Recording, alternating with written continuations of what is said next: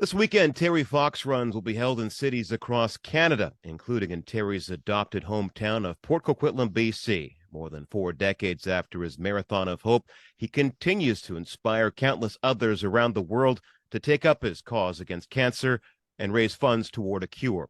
Few people were closer to Terry during his run from St. John's to Thunder Bay in 1980 than the author of a new book. Here to talk about Terry and me, the inside story of Terry Fox's Marathon of Hope, is his publicist, wagon-master, and confidant, Bill Vigars. Welcome, Bill. Thank you, John. A pleasure to be here, and thank you for having me on to talk about the run this weekend. Now, what made you want to tell this story now, more than 4 decades later? Well, the seed was planted by a gentleman by the name of Sheldon Posen, who was the curator of Running into the Heart of Canada at the Museum of History in 2015. And when he was finished his research, he said, "Bill, you got to write a book. You're the only guy who remembers every detail of it." And I tried to do it about 5 years ago. I wrote a chapter, it wasn't any good. And then Sheldon started harping on me, for lack of a better phrase, last year and saying, write the book, write the book. And finally, my wife gently and not so gently said, write the book while you still can. You have to share this story with Canadians. Let's describe your role a bit. You joined the Marathon of Hope 58 days into the journey in Edmundston, New Brunswick, as an emissary of the Canadian Cancer Society. What were you sent there to do? I was sent down to find out whether he was the real deal.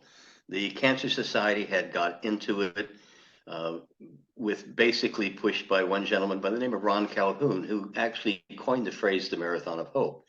So I went down to New Brunswick to see who he was, to find out about him. And I was also supposed to lay down the law about him taking up his medical treatments or his medical examinations, which he was not showing up for. And it was the first meeting with the guy. And I thought, I'm not going to address him. That's not the way to start that. So I knew his mom and dad had tried to talk to him into it, so I wasn't going to. But that first day, I joined him at 4 o'clock in the morning. We were on the road by 5. And in the darkness, I watched him run. I marveled at what he was doing. I couldn't comprehend what he was doing or how he was doing it. But as the day progressed, I found out that, first off, he was sincere, he was determined, he spoke from the heart. I saw how he affected people just by running down the road. There would be a small handful of people at the end of a concession road, and they stood transfixed. There were tears in their eyes. And I realized that when he got into a populated area, there was the potential of his story exploding. And then that evening, I heard him talk. And every word came from the heart. He had only one reason to run, and that was to try and find a cure for cancer. And he was driven by his experience in the children's ward while being treated for cancer, where he watched people younger than him fight the disease and sometimes lose. And he often said, people would say, "Doesn't it hurt?" And he said, "Yeah, it hurts. It hurts a lot, but I can stop running anytime I want. But people in cancer wards can't, so I'm going to keep going." Now, it's hard to believe now with so many schools, streets, and statues honoring Terry Fox, but when you joined up, Terry was virtually unknown, and even the Cancer Society had all but rebuffed his fundraising efforts to that point in time. The Cancer Society at that time, the way it was set up, and it was a volunteer-run organization. So national office could endorse Terry Fox runs, but they couldn't force provincial offices, nor as it went down lower down to the community, to participate. So initially in Ontario, particularly, which was going to be the largest province, there were two large districts, Hamilton and Toronto, who didn't want anything to do with Terry's run. And it was Toronto and Hamilton. And there was an emergency meeting call. I got a call from the producer of the documentary, and John Simpson, and he called me from Quebec City. And he said, the boys have run out of money. They all had colds. They hadn't had a shower in a week. He put them up in a motel. And he said, if you don't do something right away, this thing's not even going to make it to Ontario. So there was an emergency meeting called, and volunteers came from all across the province. And uh, Toronto didn't change. They're right to the very end. They did eventually when he started to become more visible and more famous. Uh, but there was a vote, and the rest of the province voted to get behind him. And my boss sent me into Quebec, where I technically wasn't able to go because I worked for Ontario Division. I'd only been with him for 3 months, but he said, you know, you want to go on holidays, you can do anything you want, which was his way of getting around the rules. And I spent most of the run trying to figure out how to get around all the rules to make it work. Um, you're right. It was my job to make sure every man, woman, and child heard his message so loud and clear that they would fall over themselves to donate to his cause. A lot of this is Terry's story, but in a way, it's your story too. In fact, at one point early on, you tell him that you loved him. What led up to that? That first time was in Montreal, and I'd only been with him for a short time, less than a week. And my admiration for him just continued to grow. And I just started to really like the guy. And he had just run into Montreal, and we were backtracking to cover some lost miles because he had to make sure that he ran every single step of the way. And one day I just looked at him, and I don't know where it literally, I don't know where it came from. And I just looked at him and said, you know, I love you. And he just smiled at me, and he had a wonderful smile and said, yeah, I know. And I did it a couple more times. I did it loading him on the plane in Thunder Bay. And the last time I saw him in person when he was in the hospital in New Westminster Royal Columbian Hospital, I really, really liked the guy. I admired him. He was the greatest guy I ever met. He was sincere. He was funny, and he was a wonderful human being. Now, a lot of your jobs seem to be acting as a go-between between Terry and the Cancer Society, and you almost lost your job a couple of times doing it. What was it like walking that tightrope? It came to a head in an incident that happened north of Toronto and it was not the Cancer Society itself. I want to stress that. It was individuals who couldn't comprehend that this kid was running a marathon a day, up at 4 o'clock in the morning, running at 5, putting 26 miles in, going to make a speech, going to have dinner, hit the sack, get up and repeat day after day after day. And on this one particular occasion, the gentleman had booked 2 events, 30 miles apart. And I was told by the Cancer Society, either he goes to the second reception or you're going to be fired. And when I had to tell Terry that, we were in a motel room, and I had brought in his lunch. It was in one of those metal containers, clubhouse sandwich and French fries. I remember because in the middle of the conversation, the next thing I know, it comes flying past my head. And it was my fault. I should have been on it, and I should have stood up, but I didn't. I crumbled, and all I could do was pick up and say I was sorry.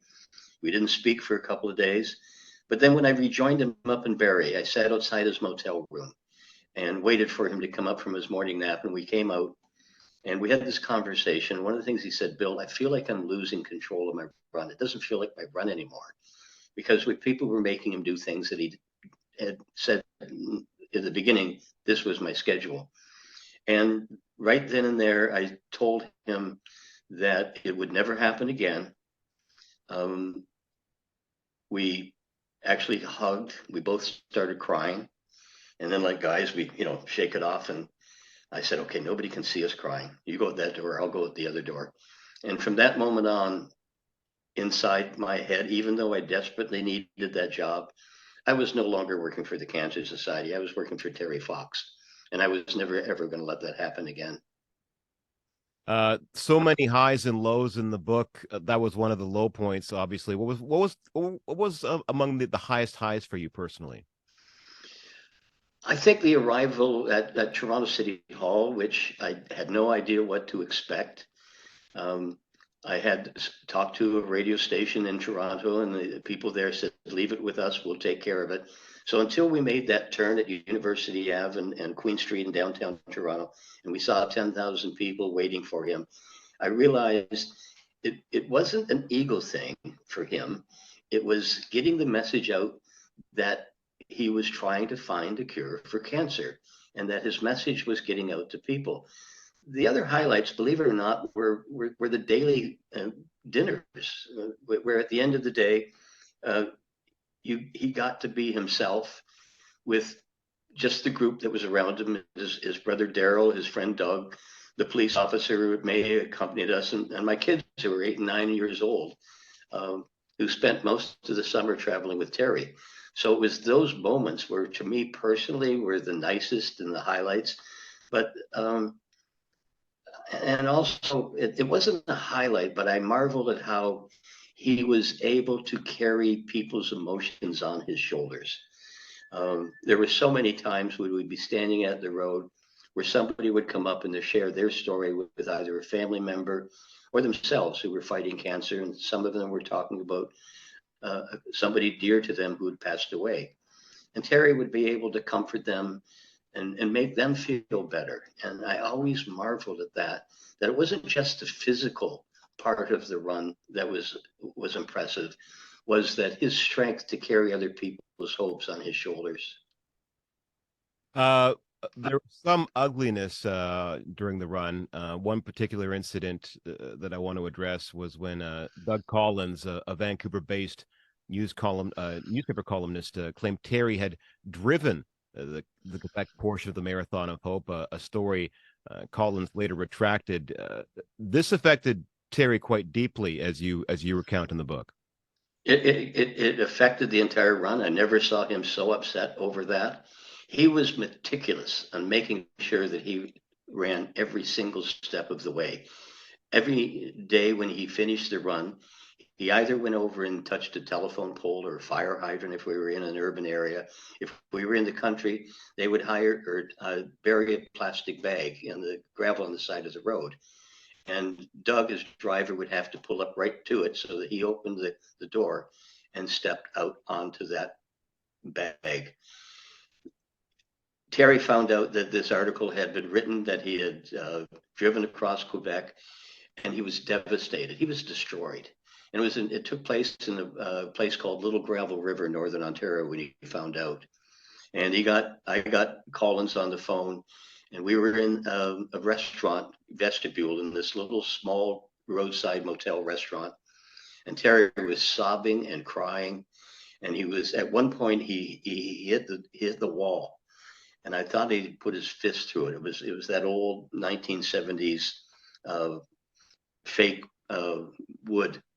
And I couldn't console him. And thank God there was a gentleman by the name of John.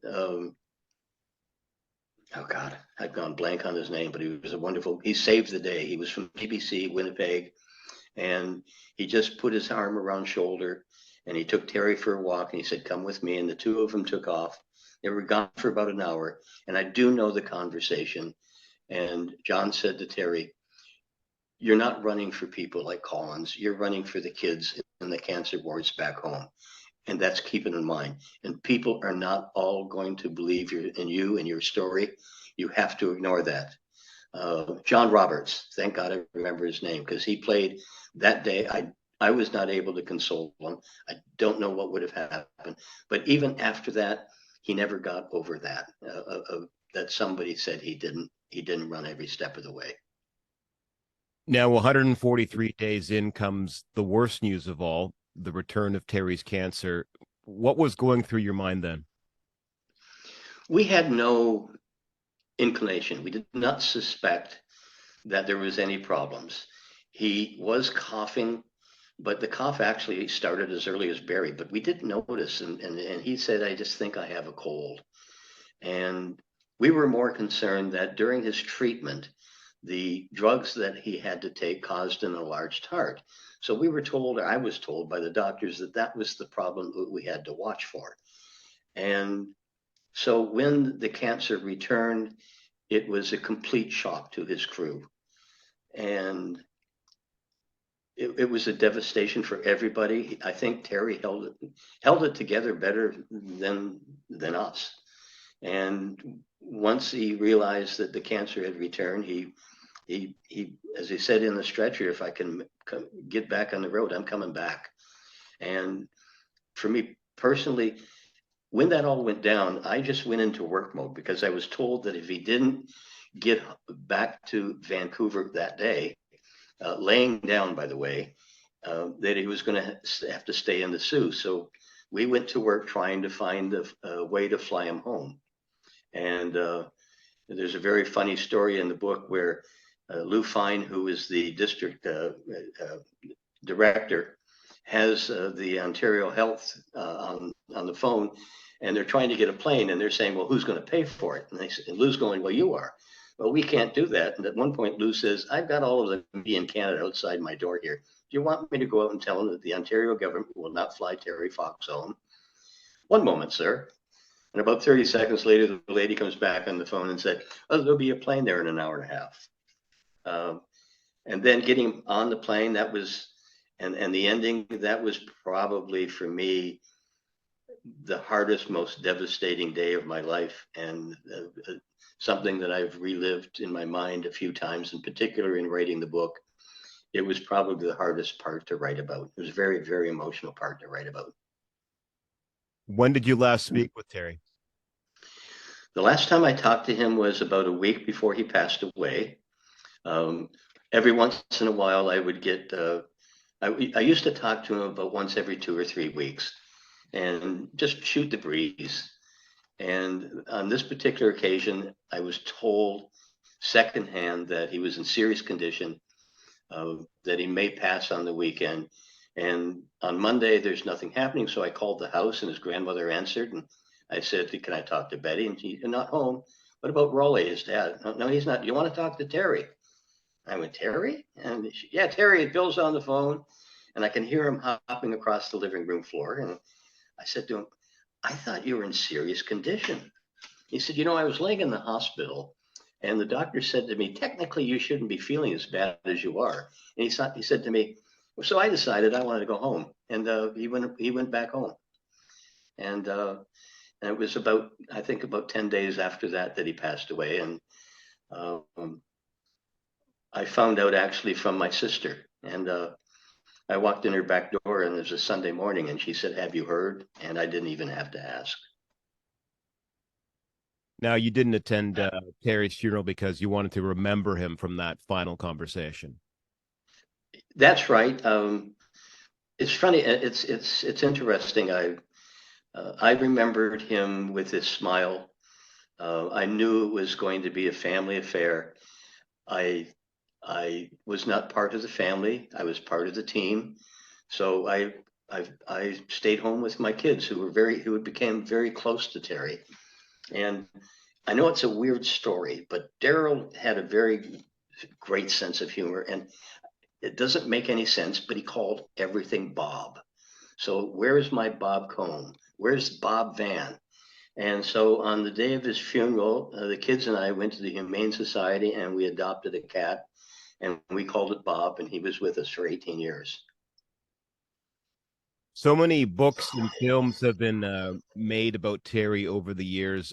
What is one thing about him that they miss or has gone unreported or underreported, in your opinion? His wonderful sense of humor.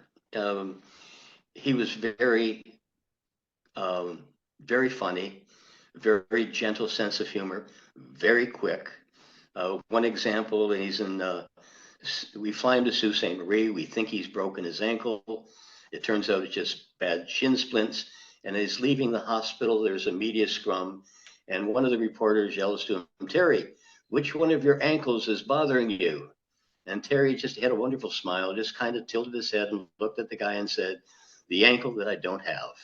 So, and there was other ones like Mr. Peanut wanting to run with him in the last mile, Mr. Peanut for Planters Peanuts with a monocle and the top hat. And they were going to give him a car if they let Mr. Peanut run with him that last mile into English Bay. And I had to present that to him, and he smiled again and tilted that head and said, "Yeah, that's a great idea, Bill, as long as I can wear the Mr. Peanut outfit myself." I also like the story of people asking him how his leg works.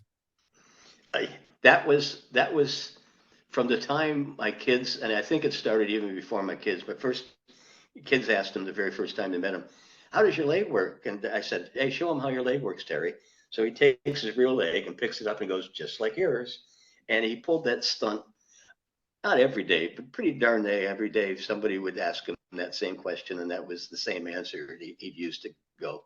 So he was a joy to be with.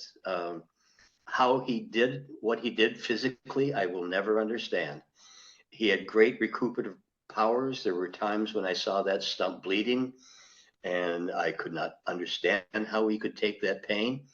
And the next morning, it would be back on the road, and I don't know if I'm repeating something I said earlier, but people would say, how do you handle the pain? And he'd say, um, the kids and people in cancer wards have greater pain than I have, and I can quit anytime I want, but they can't. So I'm going to keep going.